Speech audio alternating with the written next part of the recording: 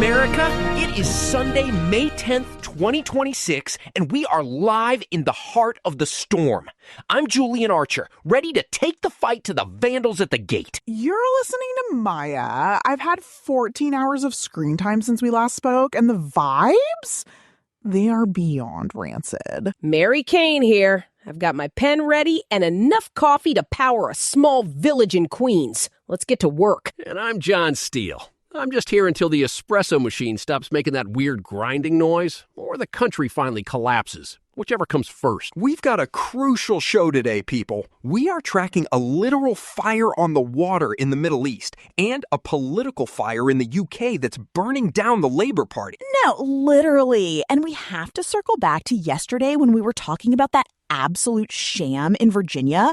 The Supreme Court there basically treating 3 million votes like a clerical error because of a calendar date. High-key embarrassing. It was a judicial ambush, Julian.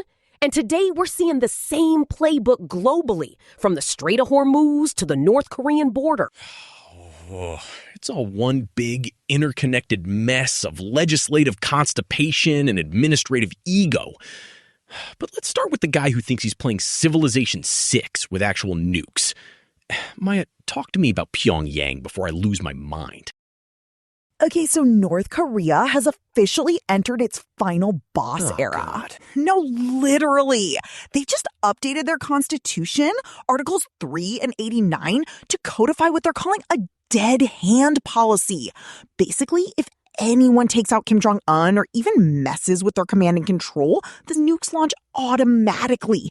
No human in the loop. Just a straight-up algorithm of doom. Are you kidding me with this? We're outsourcing the end of the world to a computer program in a bunker? It's the ultimate if I can't have it, nobody can move. It's petulant, it's terrifying, and it's perfectly in line with the escalation we've seen since the Iran strikes back in March. It's institutional gaslighting on a global scale. Kim looks at what we did in Iran and says, fine, you want to play regime change? Try it, and the whole peninsula goes dark. It's the war on reality, manifesting as a nuclear tripod. And they wipe peaceful unification from the books, too. South Korea is now a permanent hostile enemy. It's giving divorce era, but with intercontinental ballistics. It's a tragedy, Maya. Decades of work on reconciliation just deleted by a guy who's scared of a drone strike. Well, if you want to see what happens when you try to play middle of the road while the world is on fire, look at the UK. Mary, you saw the Starageddon numbers? Oh, I saw him, John.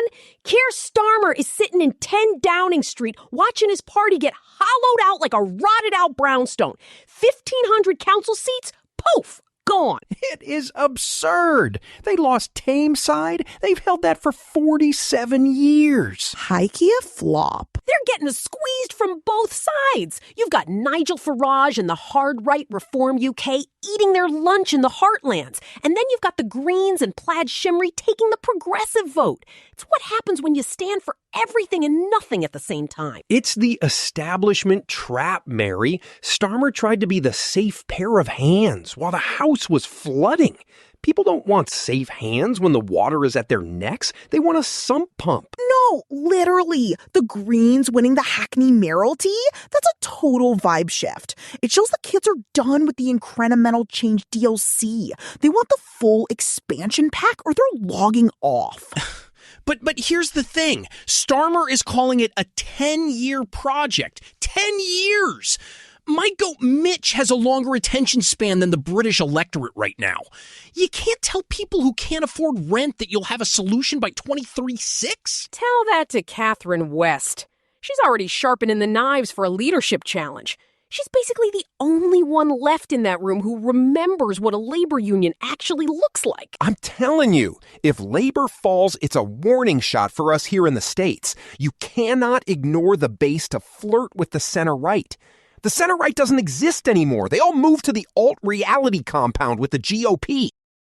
Speaking of alt-reality, can we talk about the zombie cruise off the coast of Spain? Because the MV Hondia situation is high-key nightmare fuel.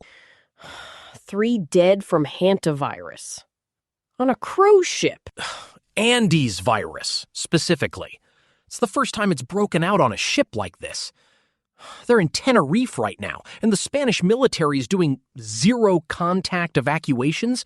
They're treating these people like they're carrying plutonium. It's giving The Last of Us, but without the cool mushroom aesthetics. Just rats and respiratory failure. Okay, but the political part is that the CDC is flying the Americans to Offutt Air Force Base in Nebraska. Offutt? Why there? Because we've gutted our local public health so badly that the only place left with a functional quarantine seal was a military base. We've spent trillions on Operation Epic Fury and precisely zero on making sure a rat on a boat doesn't restart the pandemic era. It's the same thing with the wildfires, Mary. We just launched the U.S. Wildland Fire Service in January, consolidation of the DOI and USDA, and they are already drowning. 1.8 million acres burned already this year. That's nearly 200% above average. And the GOP is calling it bureaucratic bloat. While the West is literally turning into a charcoal briquette, they're complaining about the cost of fire engines? Low key, 69% of the country is in a drought. We don't have fire seasons anymore. We just have the fire. It's a permanent state of being.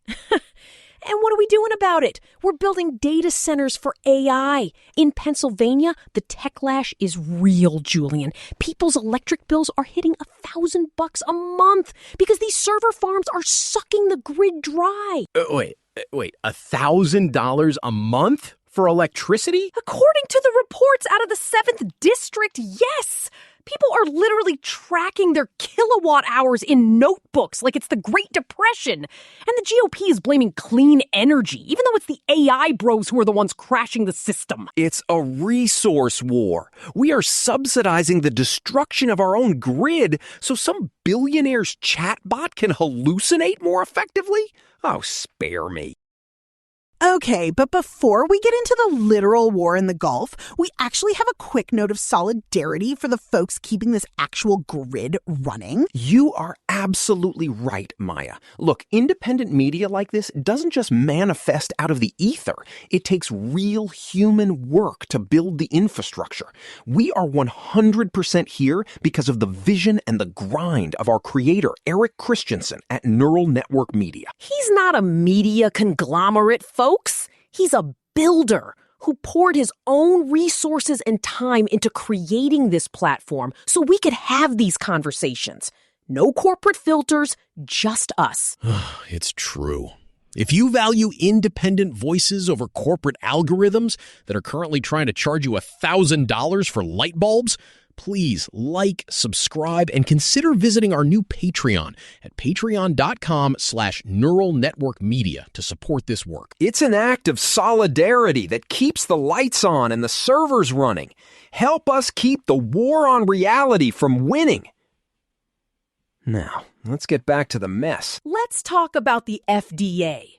Because Marty Makary, the guy RFK Jr. basically handpicked to burn it down, is currently in the lame duck trap of the century. Trump basically ghosted him. One day he's the Maha architect. The next day Trump's telling reporters, I know nothing about firing It's him. the classic Trump shuffle. He leaks the hit, watches the reaction, and then plays dumb so we can keep the chaos simmering.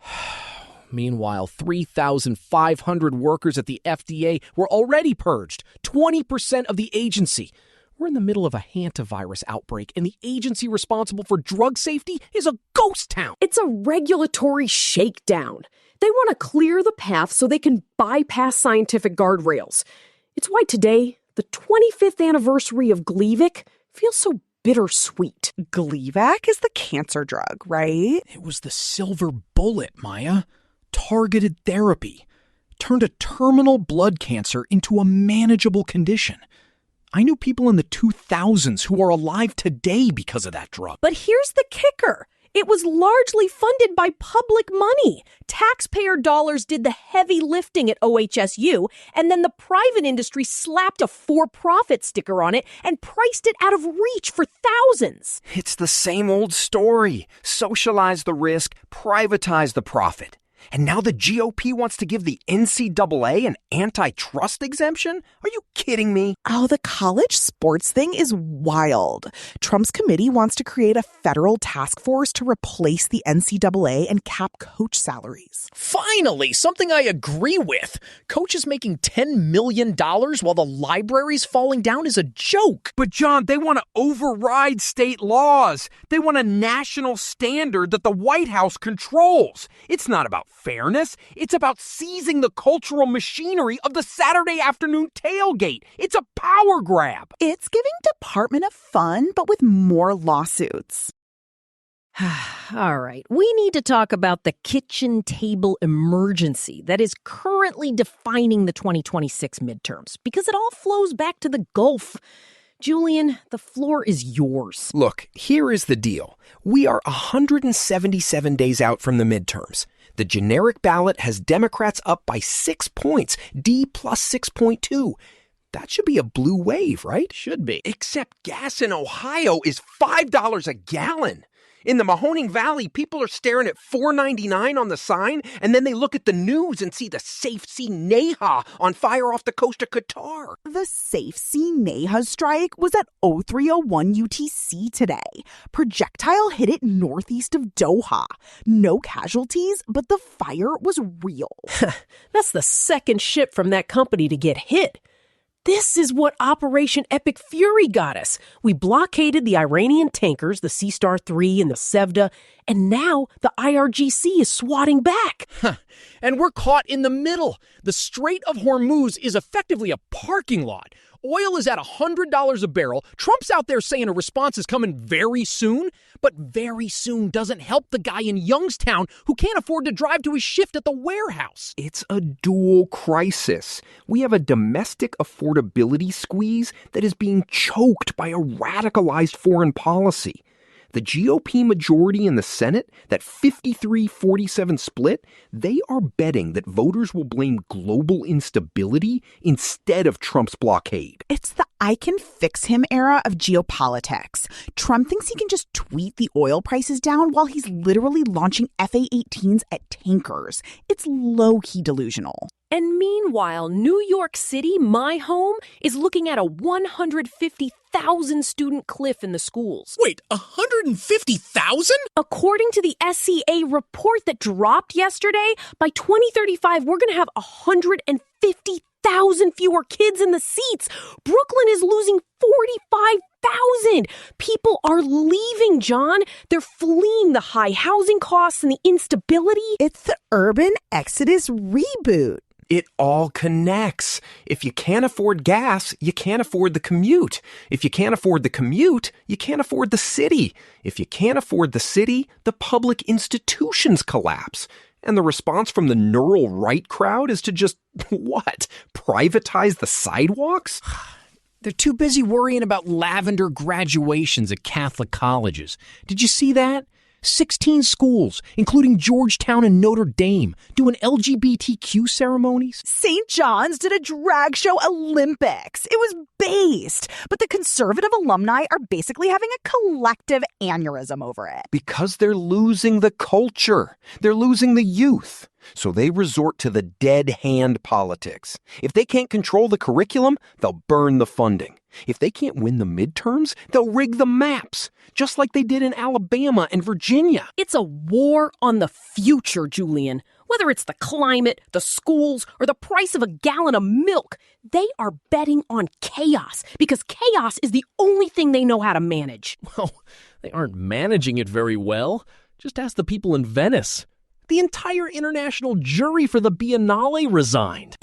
No, literally, they quit because the Biennale platformed Putin and Netanyahu.